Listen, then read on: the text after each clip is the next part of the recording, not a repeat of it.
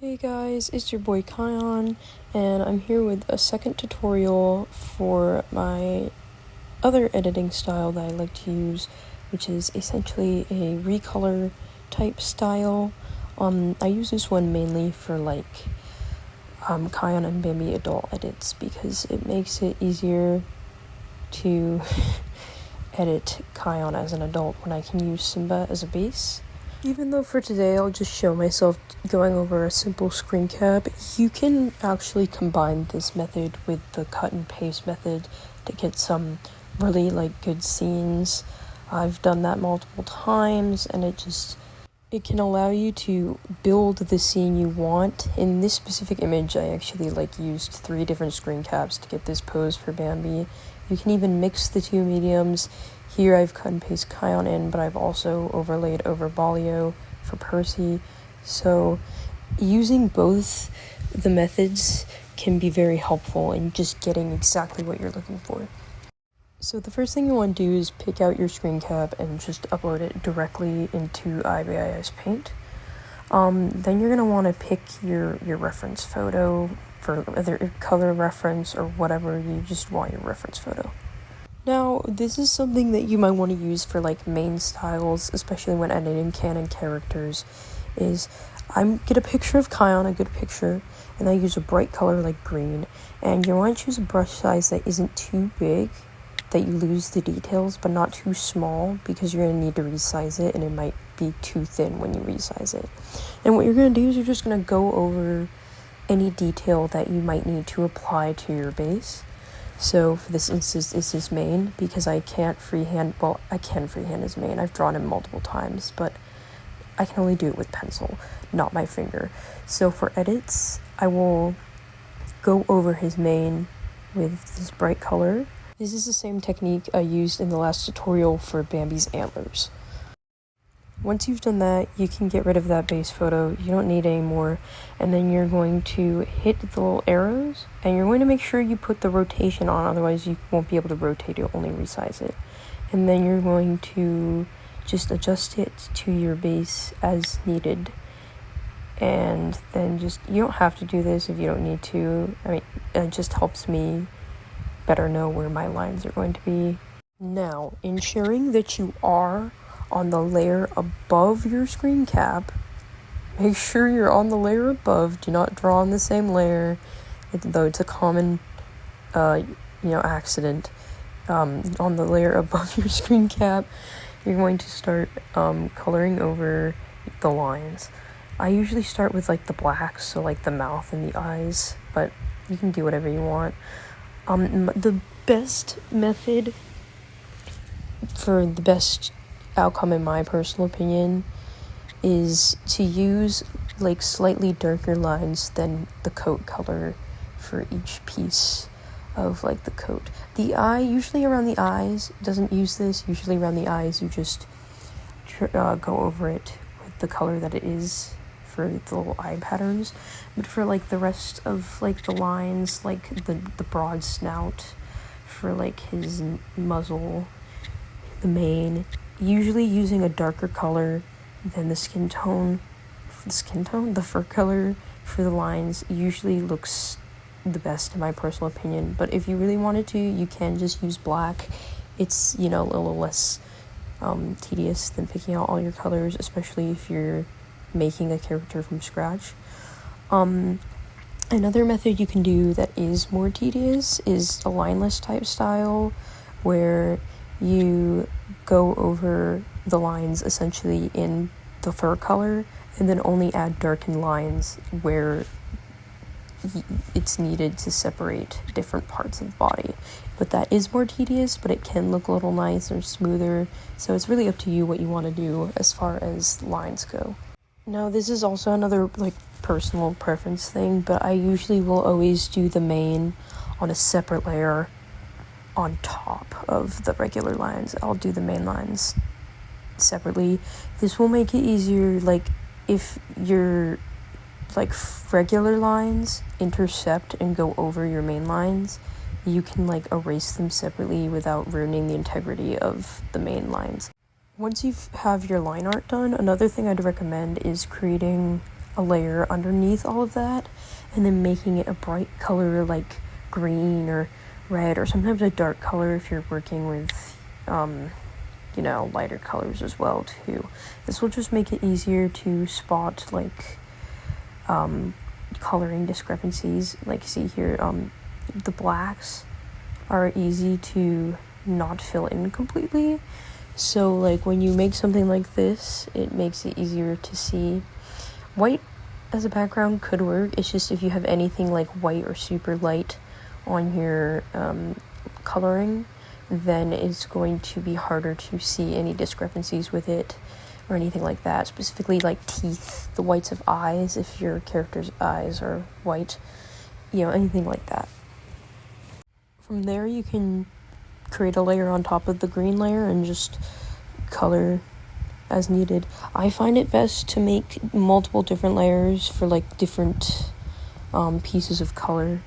Like if your character is a lioness, or if this is a full body and it has a lot of like undercoat color, I would do the undercoat color separate from the top coat color.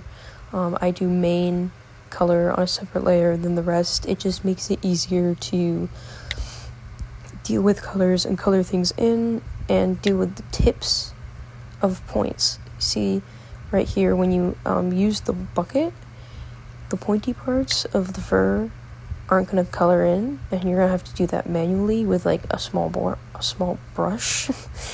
And so it just makes it easier to do that when you have different layers for each color, so it won't affect the integrity of the other colors. Something I forgot to mention earlier, but like doing this method for lines also leaves room for like freedom on your base. Like I made his cheeks slightly fluffier, and I think I made his chin slightly fluffier than in the base. So you just kind of get the freedom to fluff up your character or do whatever you need to do or want to do for the design of your character. But right here is a quick example why having different layers is helpful. You see a little bit of the like main body lines overlaid into the main, and you can just go to the layer for that line and just erase it without having to worry about erasing the main line as well. But again, I mean, it's just a preference and depends on what works best for you. Now for eyes, I make a layer underneath everything, and if your character's eyes are going to be looking somewhere other than your base, then you'll have to freehand wherever they're looking. But if not, I make the base visible, and then I use the hard brush, and I just make circles on top of the base I'm using. I just essentially use it as a guide for the relative like placement of things. His pupils look a little small, but he's angry, so I figured it works in this specific instance. If your character isn't angry, you might want to give them slightly bigger pupils, but again, it just depends on what you're going for, the emotion of the scene, what your character's design is, what you think looks best. And then here's another reason why just working with different layers is helpful. So I drew his scar, and I liked the top half, but I felt the bottom one was just a little too thick. So what I did was I duplicated the layer, made one invisible, and then erased the bottom half, and then made the other invisible and erased the top half, and now I just have the two halves to be able to use separately. You also could just make separate layers for each section of the scar if you really wanted to, for like extra safety and less steps, but it just, having different layers can really just help making the piece versatile in needing to fix things and erase things and all of that. Here I realized I forgot to color his ear, and I went to color on his fur color layer, and it went over his mane, so I just went and create a layer underneath everything, and I could color it in without issue. So I guess the moral of the story is layers are your friends. Don't neglect them.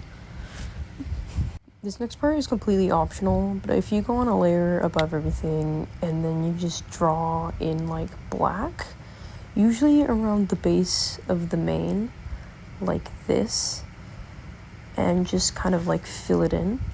Also make sure that you extend way out past the sides of, like, off the lines if you do this, because it'll be helpful later.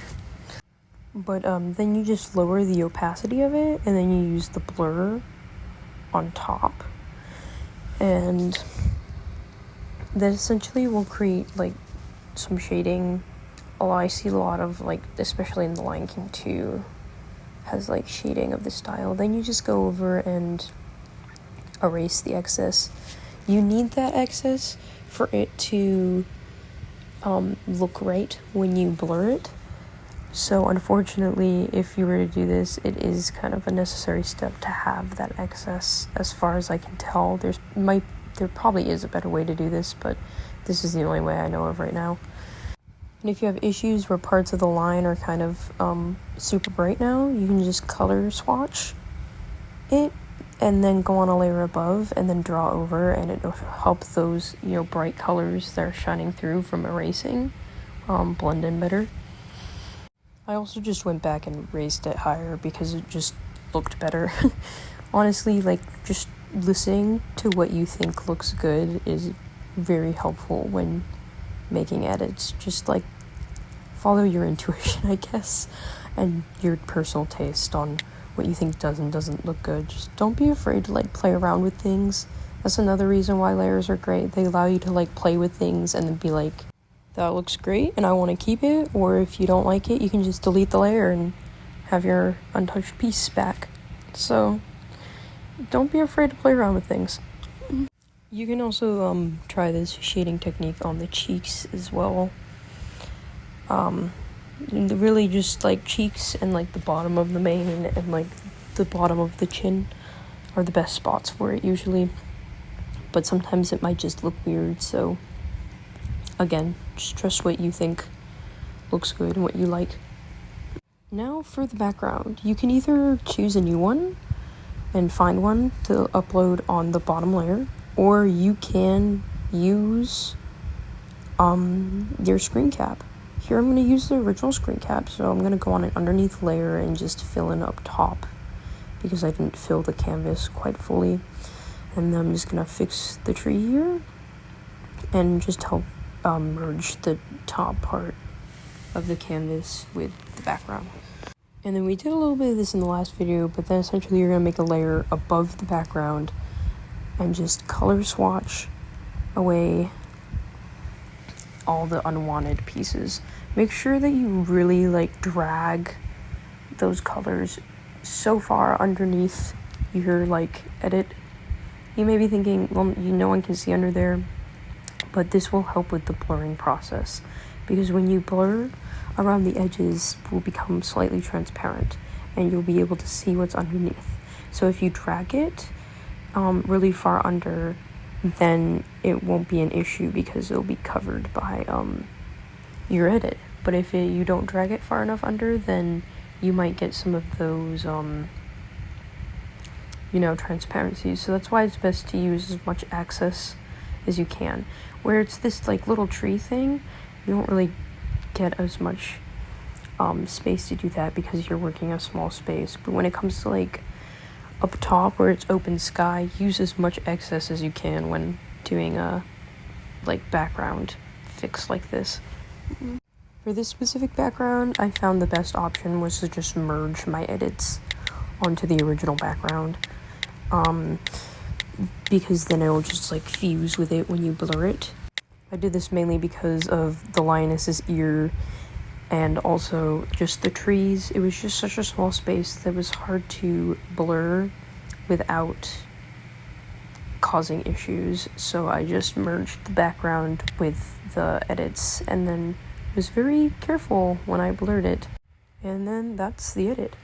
I might go back later and make that lioness Kiara, but for now that's essentially the gist of this editing style.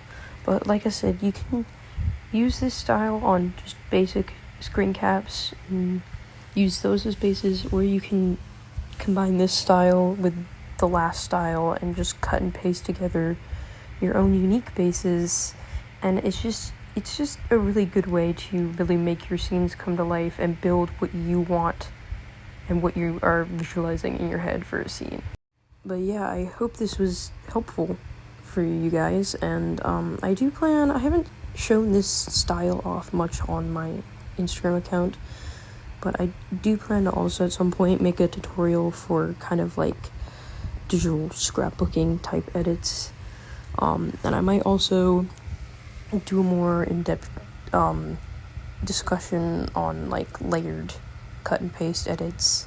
But for now, those are the two main styles that I use, so I really do hope this was helpful to some of you guys, and I hope it can help you improve your editing style if that was something that you were looking for, or just help give you insight on new techniques that you can use.